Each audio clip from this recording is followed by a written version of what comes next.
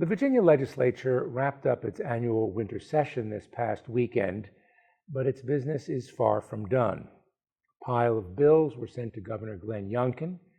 He can sign bills into law, he can reject them, that is, veto them, or the Republican can propose changes that the General Assembly would vote up or down when it returns in mid-April. A number of these bills are high priorities for Democrats who narrowly control the House and Senate. That includes a framework for commercial sales of marijuana, legalizing those electronic gambling machines you see at gas stations and convenience stores, as well as tougher restrictions on guns. The big deal for the Democrats, make that the biggest deal, is their version of the next state budget. What makes it important for them is what's not in it for Glenn Youngkin.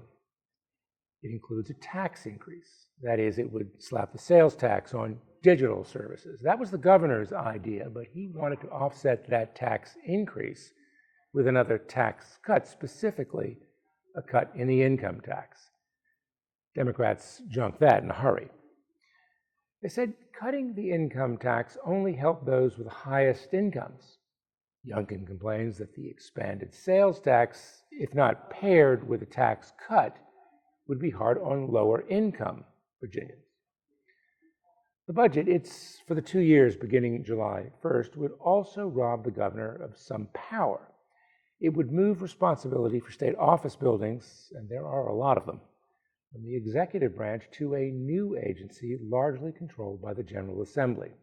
This is the upshot of a literal turf war between the governor's office and the legislature over who uses what space in a historic and recently refurbished building on Capitol Square. The building is supposed to be shared by the two branches of government, but the Youngkin administration has other ideas.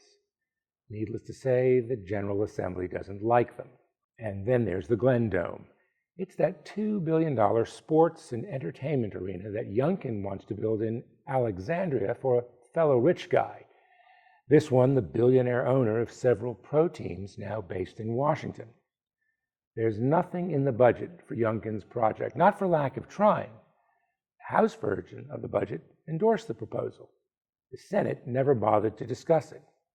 That's because the head of the Senate Finance Committee, Louise Lucas, is against the arena.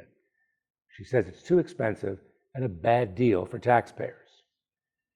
It would be an understatement to say that Youngkin is steamed that the project's not going anywhere. In a rare press conference, Youngkin was crestfallen and, without mentioning Lucas by name, attacked her as an obstructionist. He suggested she's wrongly imposing her views on a slew of legislators who like his proposal, who think it would be good for the state to play host to professional basketball and hockey teams. Lucas says the project is dead, that it's time to move on. It's time, all right, for the governor to have his way with the budget. Youngkin has many options. He can, through an amendment, reintroduce his tax plan. That's the one that included a tax cut and a tax rise. And the governor can insert appropriations and language to get his arena going. These changes would have to be approved by the legislature. Lawmakers didn't back them the first time. Maybe Youngkin could leverage votes for both by bargaining with lawmakers over things really important to them. For Lucas, that includes a market for weed, allowing those skill games, a bump up in the minimum wage, and a break on tolls for her commuter constituents. Youngkin is cool, if not hostile, to the first three. On the fourth, he pitched more generous toll relief.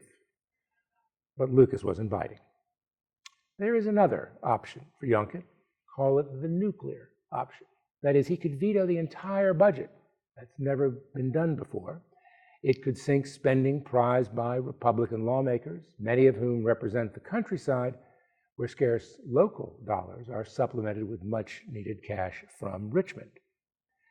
In rejecting the budget in its entirety, it's an idea Republicans and Democrats say can't be ruled out, Youngkin would presumably gamble that Republicans won't supply Democrats with the votes they need to override a veto. Then it would be back to the drawing board with maybe 2 months to come up with a new budget. But might that only stiffen the resolve of both sides, pushing the standoff beyond July 1st when the next spending year begins?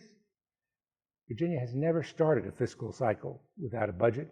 To do so would be Washington-like. And then Youngkin's legacy wouldn't be that arena. It would be, and he'd share this with intransigent Democrats, a reputation for and record of shrill partisanship. For the Richmond Times-Dispatch, this is Jeff Shapiro.